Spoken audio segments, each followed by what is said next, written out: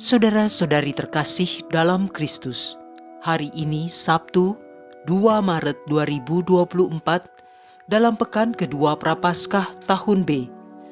Bacaan dibawakan oleh Natasha Brenda, Mazmur dilantunkan oleh Agustinus Ronald, dan renungan ditulis oleh Maria Monica. Selamat menekuni Sabda Allah. Marilah kita semakin bersolider dengan peduli kepada sesama.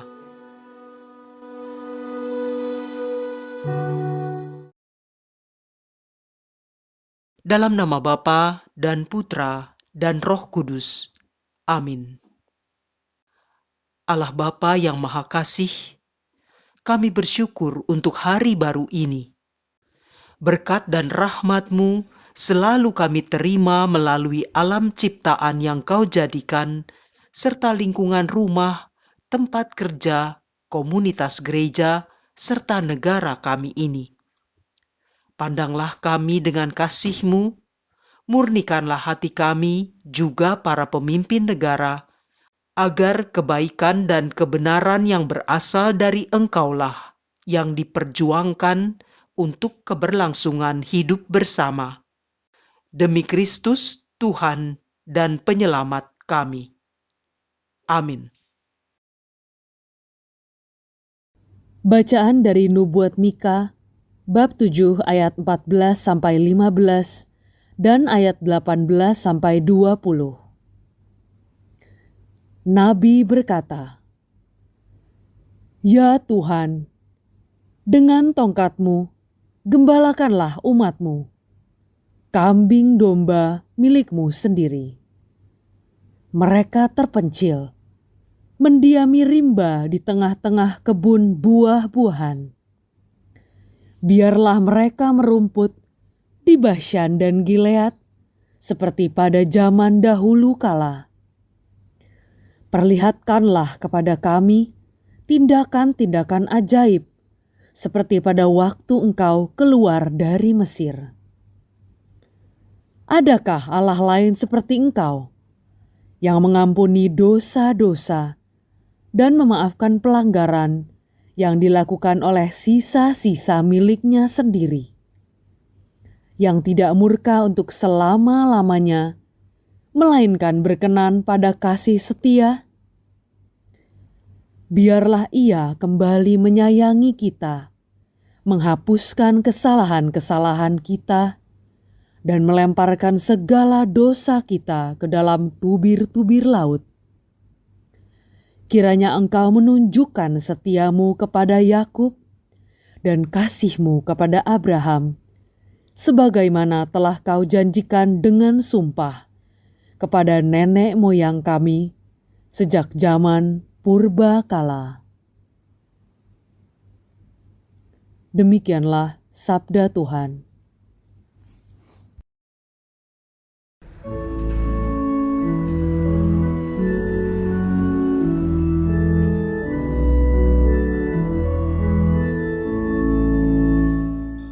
Tuhan adalah penyayang dan pengasih. Pujilah Tuhan, hai jiwaku.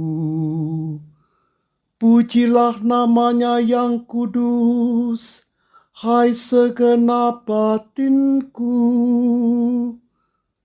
Pujilah Tuhan, hai jiwaku. Janganlah lupa akan segala kebaikannya. Tuhan adalah penyayang dan pengasih. Dialah yang mengampuni segala kesalahanmu, yang menyembuhkan segala penyakitmu. Dialah yang menebus hidupmu dari liang kubur dan memahkotai engkau dengan kasih setia dan rahmat. Tuhan adalah penyayang dan pengasih. Tidak terus-menerus Ia murka, dan tidak untuk selamanya Ia mendendam. Tidak pernah Ia memperlakukan kita setimpal dengan dosa kita, atau membalas kita setimpal dengan kesalahan kita. Tuhan adalah penyayang dan pengasih. Setinggi langit dari bumi, demikian besarnya kasih setia Tuhan atas orang-orang yang takut akan Dia. Sejauh timur dari barat, demikian pelanggaran-pelanggaran kita dibuangnya. Tuhan adalah penyayang dan pengasih.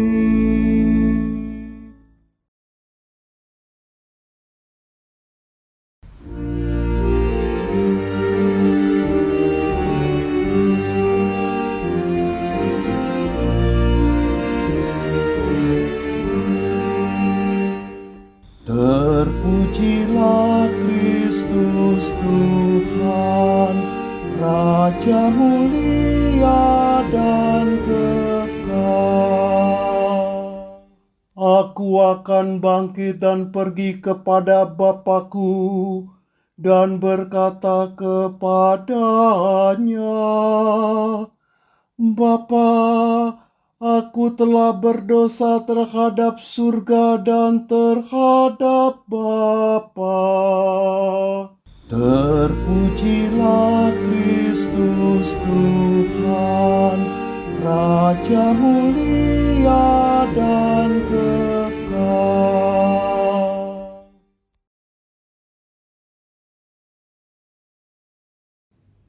Inilah Injil suci menurut Lukas, bab 15, ayat 1-3 dan ayat 11-32. Para pemungut cukai dan orang-orang berdosa biasa datang kepada Yesus untuk mendengarkan Dia. Maka bersungut-sungutlah orang Farisi dan ahli-ahli Taurat, katanya, Ia menerima orang-orang berdosa dan makan bersama-sama dengan mereka. Maka Yesus menyampaikan perumpamaan ini kepada mereka. Ada seorang mempunyai 2 anak laki-laki. Kata yang bungsu kepada ayahnya,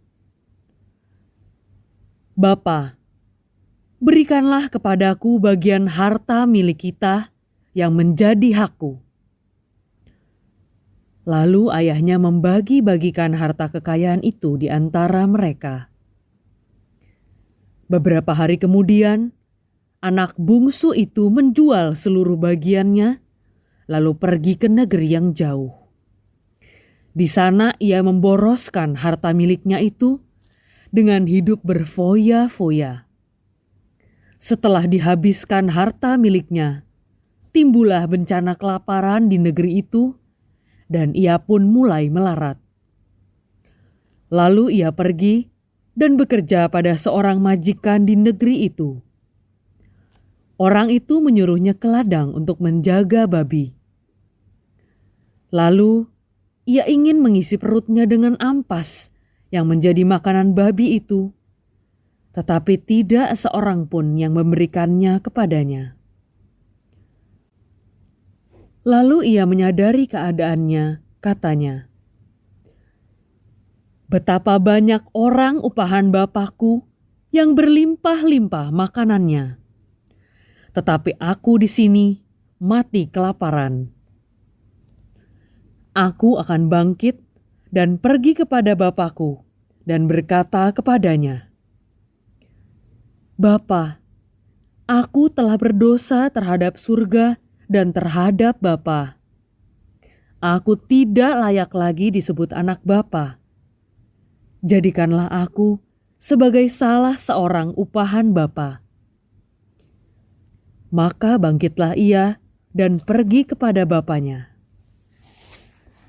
Ketika ia masih jauh, ayahnya telah melihat dia, lalu tergeraklah hatinya oleh belas kasihan. Ayah itu berlari mendapatkan dia, lalu merangkul dan mencium dia.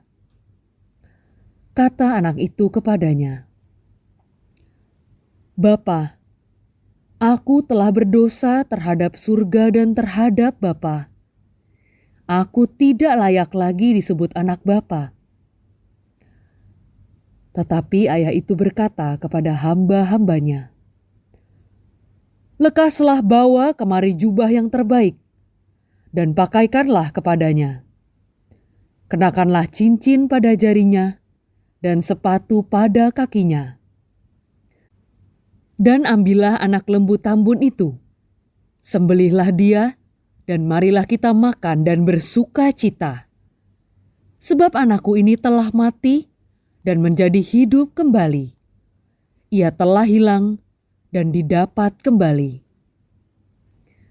Maka mulailah mereka bersukaria. Tetapi anaknya yang sulung sedang berada di ladang. Ketika ia pulang dan dekat ke rumah, ia mendengar bunyi seruling dan nyanyian tari-tarian. Lalu ia memanggil salah seorang hamba dan bertanya kepadanya, apa arti semua itu? Jawab hamba itu, adikmu telah kembali, dan ayahmu telah menyembelih anak lembu tambun, karena ia mendapatkan kembali anak itu dengan selamat. Maka marahlah anak sulung itu, dan ia tidak mau masuk. Lalu ayahnya keluar dan berbicara dengan dia. Tetapi ia menjawab ayahnya, katanya, telah bertahun-tahun aku melayani Bapa, dan belum pernah aku melanggar perintah Bapa. Tetapi kepadaku, belum pernah Bapa memberikan seekor anak kambing pun untuk bersukacita dengan sahabat-sahabatku. Tetapi baru saja datang anak Bapa yang telah memboroskan harta kekayaan Bapa bersama dengan pelacur-pelacur. Maka Bapa menyembelih anak lembu tambun itu untuk dia. Kata ayahnya kepadanya, anakku, engkau selalu bersama-sama dengan aku, dan segala kepunyaanku adalah kepunyaanmu. Kita patut bersukacita dan bergembira, karena adikmu telah mati dan menjadi hidup kembali. Ia telah hilang dan didapat kembali.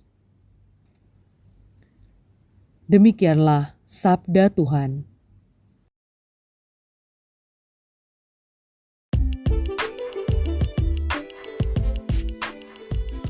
Sikap transaksional.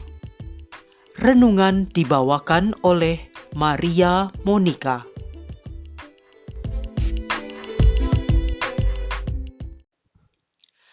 Apakah hari ini Anda sudah bertransaksi? Bagi rata-rata orang masa kini, rasanya tidak ada satu hari pun dilalui tanpa bertransaksi. Transaksi dalam kehidupan sehari-hari minimal terjadi antara dua pihak, di mana pihak A mendapat sesuatu dari pihak B, dan sebagai balasannya pihak B memperoleh hal yang diinginkannya dari pihak A. Dasar pertukaran ini amat rasional dan lazim terjadi, misalnya dalam dunia perdagangan, di mana uang menjadi alat tukarnya. Dalam lingkup terdekat, misalnya keluarga, kadang tanpa sadar kita memberlakukan sikap transaksional kepada anak kita. Misalnya, meminta mereka melakukan sesuatu terlebih dahulu, baru orang tua memberikan mainan atau makanan yang digemarinya. Mungkin itu memang cara yang paling praktis.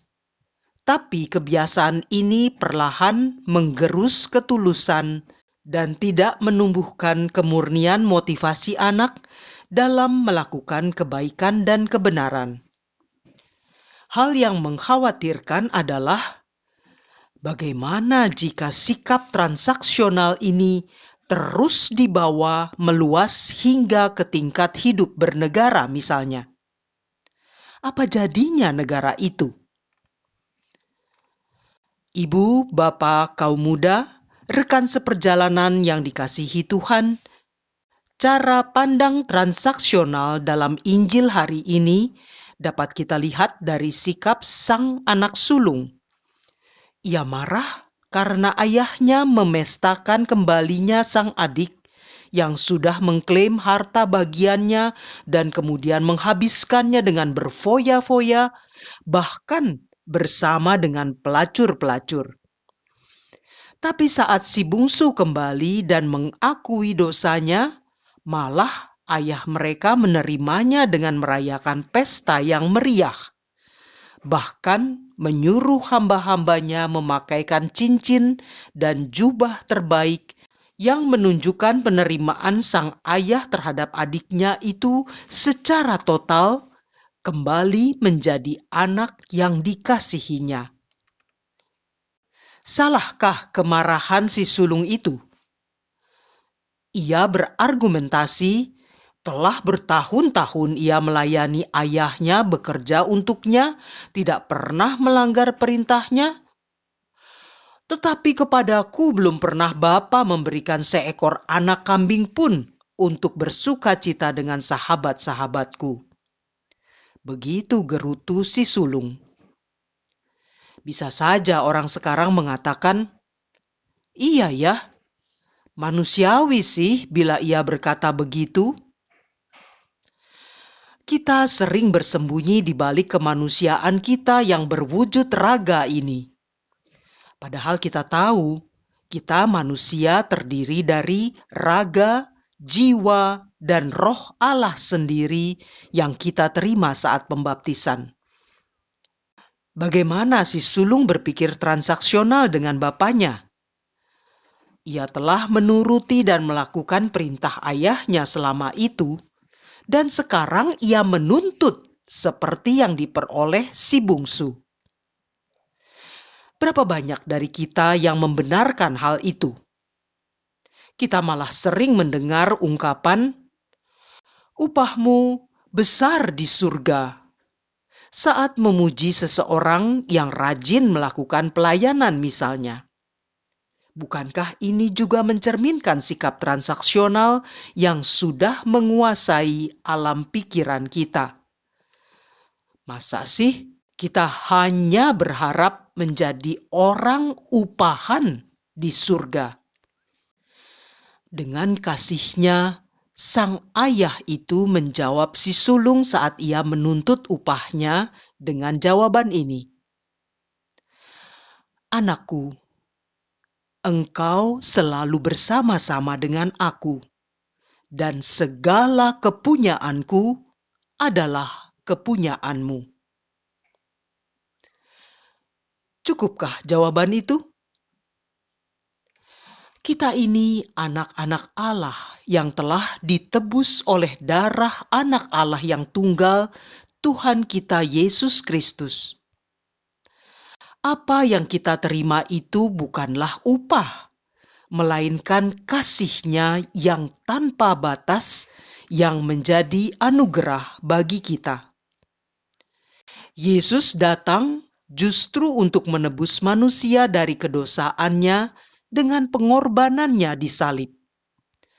Untuk membayarnya dengan darah kita pun tidaklah setara. Dan berapa banyak yang mau melakukannya? Maka jika kita sebagai anak-anaknya melakukan perintah Bapa, melayani dalam persekutuan gerejanya yang kudus, Bukankah jadi terdengar bodoh jika mengharapkan upah? Kasih-Nya yang amat besar itu membuat sang bapa keluar berlari menyongsong si bungsu yang dikira telah hilang dan ternyata mau kembali. Itulah kasih Allah yang melampaui sikap transaksional manusiawi. Nubuat Nabi Mika dalam bacaan pertama mengatakan, Ia kembali menyayangi kita, menghapuskan kesalahan-kesalahan kita, dan melemparkan segala dosa kita ke dalam tubir-tubir laut. Atau dalam Mazmur hari ini dilantunkan, sejauh timur dari barat, demikianlah pelanggaran-pelanggaran kita dibuangnya. Semua itu mempunyai satu syarat. Asal kita mau berbalik dari kedosaan kita dan kembali kepada Bapa seperti si bungsu itu. Lalu jadilah anak-anak Bapa yang sesungguhnya. Jangan lagi berpikir menjadi orang upahan. Kita tidak pantas bertindak transaksional karena kita telah menerima kasih-Nya itu bahkan pada saat kita masih dalam kubangan dosa. Mari secara sadar kita bertransformasi membalas kasih-Nya yang dalam masa Prapaskah ini kita latih dengan berpantang, berpuasa, berdoa, dan berderma, meneruskan kasih Allah itu kepada sesama yang membutuhkan. Marilah berdoa. Allah Bapa yang Maha Rahim, kasih-Mu yang tanpa batas telah mengubah kami yang pendosa ini menjadi anak-anak-Mu kembali, asal kami mau berbalik kepadamu. Biarlah kami membalas kasih-Mu dengan sepenuh hati, menyerahkan kehendak dan akal budi serta kekuatan kami, karena kami ingin membalas kasih-Mu seumur hidup ini. Dengan pengantaraan Yesus Kristus, Tuhan dan Penebus kami, sepanjang segala masa. Dalam nama Bapa dan Putra dan Roh Kudus. Amin.